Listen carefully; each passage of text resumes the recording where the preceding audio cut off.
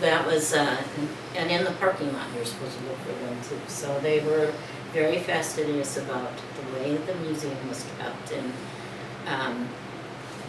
so we were open, and so I changed with Pat, but I thought, if I'm gonna be teaching, I need to get a job in the area. And the only job I found was at St. Agnes Junior High in Ashland. And so that's where I went for my first year as a full-time certified teacher. And I was there for 3 years before I realized I really never came over in the winter. Anyway, so, but I did teach Mike Wiggins. I Yeah. have one question for Jean. I don't know what drew Bella and Leo to Madeline Island. I've missed that story. Oh. How did they get here? Leo was here. Leo was with Leo. Was He he used born to stay, no, he was born in Saukson, Minnesota. But he used to spend summers for the hay fever haven up here. He and his father, his family would be here. And he had a sister, and they stayed at the old Mission Inn. Okay. And that, which a lot of the people who came up for summers did stay at the old Mission Inn. And then he continued staying here and built his house here. And then, so he brought Bella with him when she came. But he was here he had summers probably pretty much the way we did, up here in the summer, back in St. Paul in the winter. So. Yeah, Betsy. I have a funny memory, it's sort of strange. So at some point, a long time ago, when Jim and I were living wherever we were, which is probably North Carolina, and getting ready to come to Madeline Island, we get a phone call, and it's sort of the time we're kind of packing up our car and getting ready to go. And it was somebody, I have no idea who it was that called, from the museum. Okay, I'm wondering if we had any more specific things that would show things about things about my mother that might be appropriate and connected with the museum. And it's like, okay, we'll try. We're packing up, and we'll try and look. And so I hung up, and I just remember trying to figure out how do you finish packing your car to go to Madeline Island, and try and figure out what might these things be. But we did. I got her red hat, because that was something she wore. Different things to bring out. And I think it was when they were with Maggie. They were having the display between the two buildings. So whenever you're talking about, so which part was I never really understand which is the older part and the newer part. Oh, okay, I'll tell you. Yeah, this is kind of interesting. This I didn't get to, but they had, when you came in, and as I mentioned, Maggie had me learn how to make coffee. That little office was the space where the kids' corner is. And that was attached. That kids' corner was our office. That was the extent of our office. It was just right there. And there was a little sink there and some things, and postcards and everything were stored back there. And this was the big issue, the bathroom. There was no bathroom in there, and there was a two-seater, that little one with the moon outside, and what you had to do is sort of wait till nobody was coming and then just duck out. Or I'm sure Pixie would tell you that she had to watch it while I ducked outside once in a while. And the capsters had Montgomery Ward catalog out there. Yeah, they did everything, and they had this wonderful poem about the outhouses I think it was by Longfellow. I'm not sure. We have it still. They took it out and they put it down in the bathroom down in the new edition. So that poem is still there on the wall.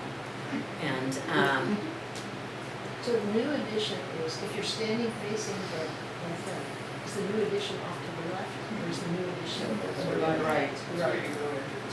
yeah, where you go into the store and everything. And they removed the carriage shed. Okay, so that was gone. Yeah. So that was gone, and they gave all those carriages that were part of the Bayfield group to the Bayfield Historical Society, so they're over there. Then they eventually Leo decided we needed to have a bathroom, and I can't remember, he struck a deal with the town because they needed some facilities downtown too. So he put in a bathroom, if they would hook up to go into our museum, he would let them have a bathroom right back of the parking lot there. And so that was the first town facility, and that's why the other one is now across the street. Well, there was the town one down by the town park, and there was. Yes.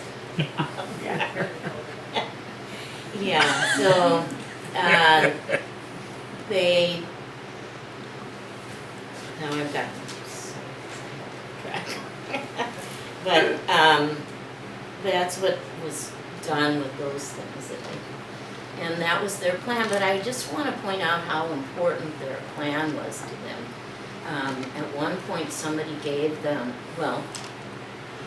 it was Mark W. Woods, gave them a 31.5-pound Lake Superior trout, which was caught in 1949, the year I was born. And it stepped over the head, and either Leo or Bella told me that, they had the museum together when somebody donated the fish. Well, Mark Wood's family donated the fish. And they couldn't decide where to put it. And they finally decided the fish were here first. So they put the fish before you come in the door, and that's what you see first thing. And they had that old-time crank phone, because when we were in high school, they were still using those. Yeah. So they didn't have dial phones, so the crank phone was there, and when they put in the dial phones, Leo and Bella put a little phone, so there's a little magnet there, and you would pull it open, and that's where the phone was inside, and then you could close it, so they had it all fixed up that way. Do you remember what your number was? No, it wasn't, because I Well, didn't have because to. you were just going through satellite. We had a dial phone on the inside of that. Oh, you When- did? That's what we had, I never worked there when it was still working I with did. satellite. I did when it was a crank. Oh, Yeah, and do you remember the number? no, I didn't call it, I answered It's good for you. You never called anything. So, so that was it time? Well, it looks like there's an audience of a lot of people who were at the museum. And do you have questions or additions to, I have a question. Does the lamprey eel get replaced, or is that the one that's been there since? No, that's a replacement, but it hasn't been replaced for a long time.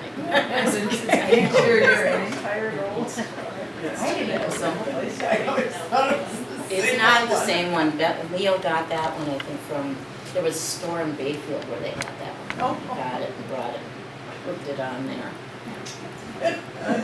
But we got that one, well, Sharon had to go out and pick that one up. No, she went up to where they were trapping the lamprey eels. And she went up and went in there, I think they let her have through here, I think back through here. They put it on, yeah. That's what we did. I'm pretty sure. so were there people here Oh, yeah. who were in the museum when you were kids? Mm-hmm. Oh, yeah. Well, so Jeannie is my older sister's good friend from up here, so I've spent every summer up here for my lifetime. So yes, we went, and I took my twin grandchildren there this couple weeks ago.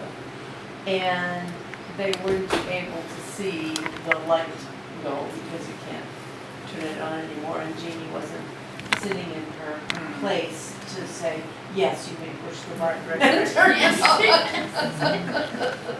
So I felt badly about that. They don't turn it on at all? No, I think they turn it on, don't they? We used to have that sign about don't touch it, but, It's the middle button. yeah. I knew how to turn it on. It says please don't, because they wanted somebody to come in and turn it on and explain stuff. So they just didn't want people going in and pushing it on and off. But that sign's been up there for a while. It has actually was Bella. Is that right? I don't know, I always asked you because I was not Yeah. gonna turn it on and Yeah. be yelled at, so. I must have been subbing for Jeannie, because I don't remember ever getting a paycheck. But I worked there a few times, and almost every time Skeezix would come and sit with me. And some tourists came. I don't know if you all had the opportunity and privilege to meet Skeezix, but one day Skeezix came in and he played the spoons at Leona's bar and entertained a lot of us in a lot of ways. And he was older at this time, and some tourists came in and asked me if I knew, and Skeezix I thought was sleeping in the chair behind me, and asked me if I knew how to get to the Indian cemetery. And then I hear this booming voice behind me, "You die." Me too. He was sitting having a cup of coffee and they came up and they said, "How do you get to the Indian cemetery?" And all of a sudden Skeezix said, "You die." And I laughed so hard I could hardly answer their question. You might have to explain who's Skeezix was for just a few people here. Skeezix was an Ojibwe who lived here. His name was Francis Aiken, and he and Albert Gordon, who everybody called Chief, and Louis Cadot lived in the house across the street from my parents, and they were just, they all had issues with alcohol, but they were all very friendly, and Skeezix used to like to stop at the museum because I'd give him coffee and he could sit in the chair Leo sat in and have a cup of coffee with me and talk. So that's why you would often be in there to answer how you get to the cemetery. And is he the one that taught your mother how to paint trees? Yes, he showed. He had been trained in art for a while, and one time my mom was doing some